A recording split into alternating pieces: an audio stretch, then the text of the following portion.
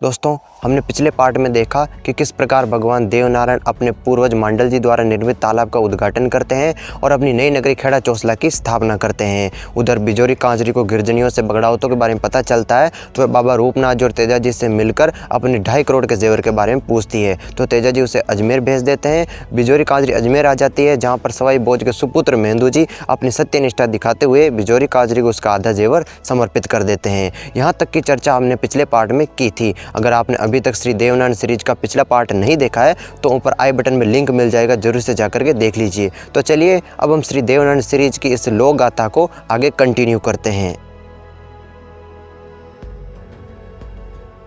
जब राजा बिसल देव जी को पता चलता है कि मेंदू जी ने बिजोरी कांजरी को जेवर दिए हैं तो वह बहुत नाराज होते हैं और मेंदू जी को मरवाने की साजिश रचते हैं। वह राव जी को संदेश भेजते हैं कि सवाई भोज का बेटा मेंदू जी मेरी आंखों में कांटों की तरह चुभ रहा है। तो राव जी वापस पत्र लिखते हैं कि भूना जी भी मुझे काला भुजंग लगता है, कहीं ये मुझसे अपने बाप का बेड़ न ले ले। राव जी वापस संदेश लिखते हैं कि आप मेंदू जी को शिकार के बहाने रोहिड़िया के भीड़ में भेज दो, वहाँ पर मैं उन्हें देख लूँगा। उसके बाद राव जी के कहे अनुसार बिसल देव जी ऐसा ही करते हैं और मेंदू जी को संदेश भेजते हैं कि बेटा मेंदू, मेवाड़ की धरा पर नाहर यानी कि शेर बहुत हो गए हैं जो आने जाने वाले लोगों का भक्षण कर जाते हैं। आप प्रजा के रखवाले हो, इसलिए जाइए और प्रजा की रक्षा कीजिए और उन शेरों का शिकार कर लीजिए। संदेश पाकर मेंदू जी तुरंत अपने घोड़े पर सवार होते हैं और 500 घुड़सवार के साथ रोहिड़िया के भीड़ में शिकार खेलने के लिए निकल जाते हैं। इधर से राव जी भी भूना जी को साथ लेकर रोहिड़िया के भीड़ में आ जाते हैं और वचीनी की बुर्ज पर डेरा डाल देते हैं। जब भूना जी वहाँ पर दातून कर रहे होते हैं तो वहाँ उन्हें बहुत सारे सैनिकों का हो अल्लाह सुनाई देता है, जहाँ पर मेंदू जी अपने साथियों के साथ शिकार कर रहे होते हैं। तो राव जी भूना जी को कहते हैं कि बेटा भूना, ये कौन है जो हमारी रियासत में हमारी इजाज़त के बगैर शिकार खेलने आया है? जाओ उसे पकड़ कर लाओ और यदि सामना करे तो उसे मार डालना या उसे दरबार में हाजिर करना। भूना जी को इतना कहकर राव जी वापस राण आ जाते हैं और भूना जी जब वहाँ पर निकलते हैं शिकार मेंदू जी को पकड़ने के लिए तो अपने सेनापति अपने को नियुक्त करते हैं बन्नाचारण को, यानी अपनी सेना में एक बन्नाचारण होता है, उसको वह अपना सेनापति नियुक्त कर देते हैं। तो बन्नाचारण कहता है कि सरकार, हमला करने से पहले उसको संदेश तो भेज दो कि आप युद्ध करने आ रहे हैं, पीछे से हमला करना आप जैसे मर्दों को शोभा नहीं देता। बन्नाचारण के कहे अनुसार भूना जी ऐसा ही करते हैं और मेंदू जी को पत्र लिखते हैं कि मैं राजकुमार भूना हूँ, बिना आज्ञा के यहाँ पर शिकार खेलने आए हो, इसकी सजा देने आ रहा हूँ। संदेशवाहक मेंदू जी के पास पत्र लेकर आता है। मेंदू जी उस पत्र को पढ़ते हैं और सोचते हैं कि भूना जी तो मेरा भाई है, तो क्या भाई भाई को मारेगा? जरूर इसमें बाबा साहब की कोई सोची समझी चाल है, मुझे मरवाने की, मुझे अपने रास्ते से हटाने की। उसके बाद मेंदू जी भूना जी को पत्र लिखते हैं कि आप पधारो, मैं आपसे गले लगने के लिए इंतजार कर रहा हूँ। संदेशवाहक वो पत्र लेकर भूना जी के पास आता है। भूना जी उस पत्र को पढ़ते हैं और बन्नाचारण से कहते हैं कि बन्ना, हमने तो उसे युद्ध करने का संदेश दिया था, वो तो हमसे गले लगने की बात कर रहा है। तो बन्ना पूछता है कि कौन है वो? तो भूना जी कहते हैं कि मेंदू है कोई। तो बन्नाचारण पहचान जाता है और भूना जी से कहते हैं कि अरे सरकार, वो तो आपके भाई है, मेंदू जी सवाई भोज के बेटे हैं। तो भूना जी कहते हैं कि ये कैसे हुआ? मेरे बाबा साहब तो राव जी हैं, तो फिर मेंदू जी मेरे भाई कैसे हुए? तो बन्नाचारण उन्हें सारी बात बताता है कि बगड़ावतों के मरने के बाद राव जी और उनके साथियों ने आपको भी मारने के कई प्रयास किए, लेकिन आप बच गए और राव जी आपको अपना बेटा बनाकर साथ लेकर आ गए। और इस बात का वो सबूत भी देता है कि आपकी चंटी उंगली कटी हुई है। राव जी ने आपका और खुद का खून मिलाकर आपको अपना बेटा बना लिया था और आपको अपने साथ घर लेकर आ गए थे और आपका नाम खांडे राव रख दिया था। यह बात सुनकर भूना जी घोड़े पर सवार होकर मेंदू जी से मिलने के लिए आते हैं। वहाँ पर दोनों भाई गले मिलते हैं और एक दूसरे का हाल पूछते हैं। उसके बाद मेंदू जी भूना जी को सारी बात बताते हैं कि अपने खानदान का खजाना कौन कौन लूट कर ले गए हैं। बाबा साहब की बोर घोड़ी धांधू भी ले गया है। दोस्तों, आप इसे वो सवाई भोज की बुल्ली घोड़ी मत समझ लीजिएगा, क्योंकि वो बुल्ली घोड़ी और बोर घोड़ी अलग अलग है। तो अब मेंदू जी भूना जी को बताते हैं कि हमारे बाबा साहब की बोर घोड़ी धांधू भी ले गया है और सुना है उसके गले में 1.25 मन की बेड़ियाँ डाल रखी है और वहाँ उनकी बहुत बड़ी दुर्दशा हो रही है, इसलिए आप पहले जाइए और उस बोर घोड़ी को छुड़ा कर लाइए। मेंदू जी इस प्रकार सारी बात बताकर भूना जी को रोहिड़िया के भीड़ से वापस खेड़ा चोसला में आ जाते हैं। खेड़ा चोसला आकर मेंदू जी भगवान देवनारायण से मिलते हैं और साडू माता से भी मिलते हैं। अब चूंकि चारों भाइयों में मेंदू जी सबसे बड़े थे, इसलिए साडू माता ने मेंदू जी को राजगद्दी सौंप दी और उनका राज तिलक कर दिया। उसके बाद दोनों भाई साडू माता और छोचूपाड़ से सलाह लेकर तेजा जी के बेटे बंदो जी को भी खेड़ा चोसला में बुला लेते हैं। भूना जी मेंदू जी से मिलकर वहाँ से सीधे पातुक लाली के पास आ जाते हैं। पातुक लाली वो जिससे बगड़ाउतों ने अनलिमिटेड शराब खरीदा था। तो अब भूना जी पातुक लाली के पास आकर उनसे पिछली सारी बात पूछते हैं। तो पातुक लाली सारी बात बताती है कि हाँ तुम बगड़ाउतों के लड़के हो, ये बात सही है। अब भूना जी के दिल में अपने बाप का बेर लेने की भावना जाग जाती है। भूना जी पातुक लाली के यहाँ से सीधे राव जी के दरबार में आ जाते हैं और राव जी से कहते हैं कि बाबा साहब मुझे आज्ञा दो कि मैं भीलों के गढ़ को जीत कर आऊँ। वहाँ एक बहुत अच्छी बोर घोड़ी है जिसे लेकर आनी है। तो राव जी सोचते हैं कि लगता है इसे सब कुछ पता चल गया है, लगता है मेंदू जी ने इसको सब कुछ बता दिया है। तो राव जी कहते हैं कि बेटा भूना, वहाँ पर भीलों के गढ़ में बहुत खतरा है, वहाँ पर 80,000 की भीलों की सेना है, वहाँ उनसे लड़ाई में जीतना बहुत कठिन काम है। तो भूना जी कहते हैं कि मैं तो जा रहा हूँ, मुझे भीलों का कोई डर नहीं है, मुझे तो बोर घोड़ी चाहिए। तो राव जी सोचते हैं कि जाना चाहते हैं तो जा, अपने रास्ते का कांटा साफ हो जाएगा।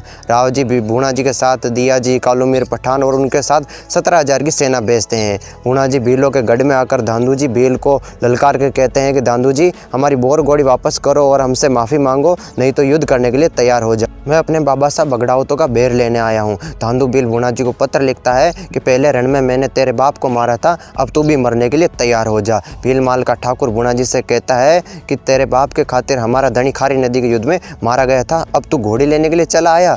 अब सारे के सारे भील भूना जी पर टूट पड़ते हैं और भूना जी को घेर लेते हैं। अब भूना जी में और भीलों के बीच में घमासान युद्ध शुरू हो जाता है और 5 महीने तक युद्ध चलता है। जब भीलों की सारी फौज आ जाती है तो दिया जी और कालू मीर डर कर भाग जाते हैं। सभी भील भूना जी को 17 कोस तक घेर लेते हैं। तो अब भूना जी सोचते हैं कि राव जी की फौज तो साथ नहीं दे रही है, अब युद्ध अपने बलबूते पर ही लड़ना पड़ेगा।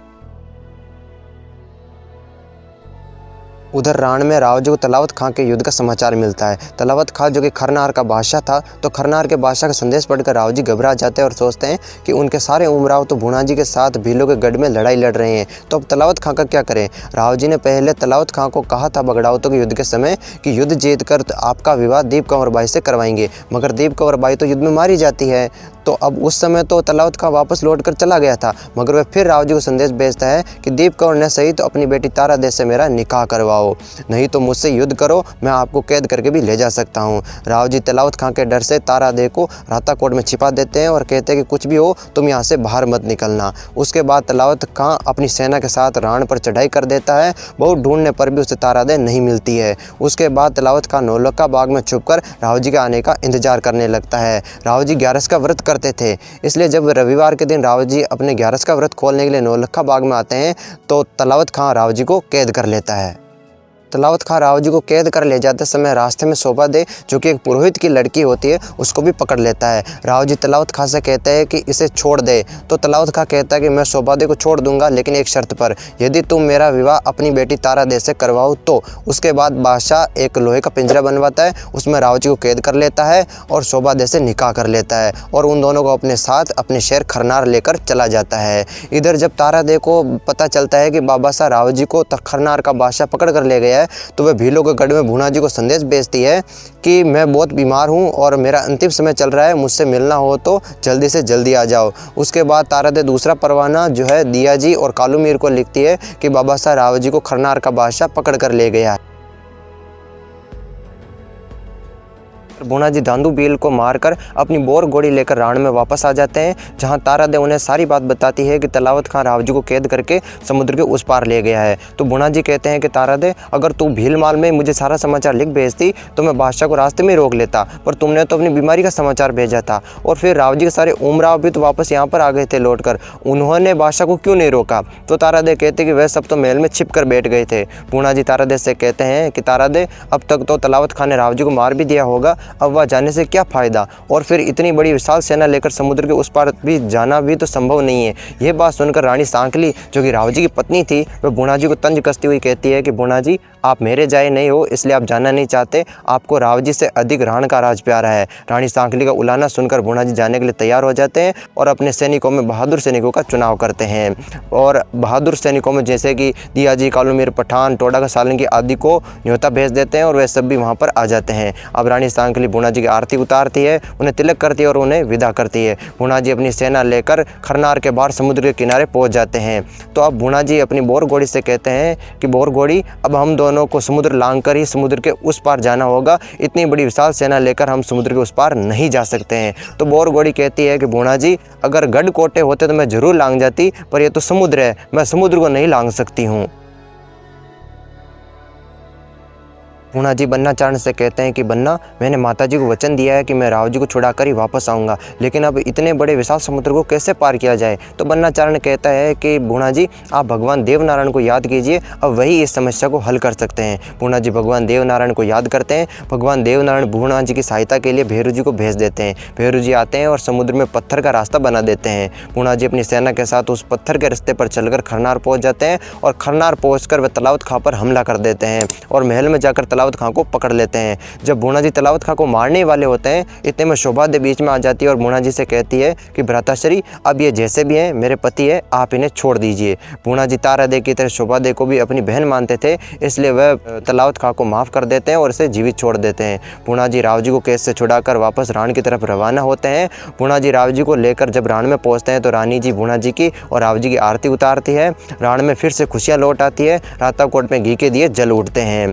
अब भूणा जी धांधु बिल से बोर घोड़ी को तो छुड़ा कर लेकर आ गए, लेकिन अब सभी भाई मिलकर दिया जी जोत से सवाई बोझ की बुल्ली घोड़ी को कैसे छुड़ाते हैं और भी बगड़ाउतों की जो भी संपत्ति जिसे लोग लूट कर ले गए थे उन्हें कैसे वापस छुड़ा कर लाते हैं, वो हम आपको नेक्स्ट पार्ट में बताएंगे। तो आप अगला पार्ट देखना मत भूलिएगा। इस पार्ट में बस इतना ही। अगर आपको ये श्री देवनारायण सीरीज पसंद आई हो तो इसे अपने मित्रों में और परिवारजनों में भी जरूर से साझा कीजिएगा। और अगर आपने अभी तक श्री देवनारायण सीरीज के पिछले पार्ट नहीं देखे तो मैं डिस्क्रिप्शन बॉक्स में लिंक डाल दूंगा, जरूर से जा करके देख लीजिए।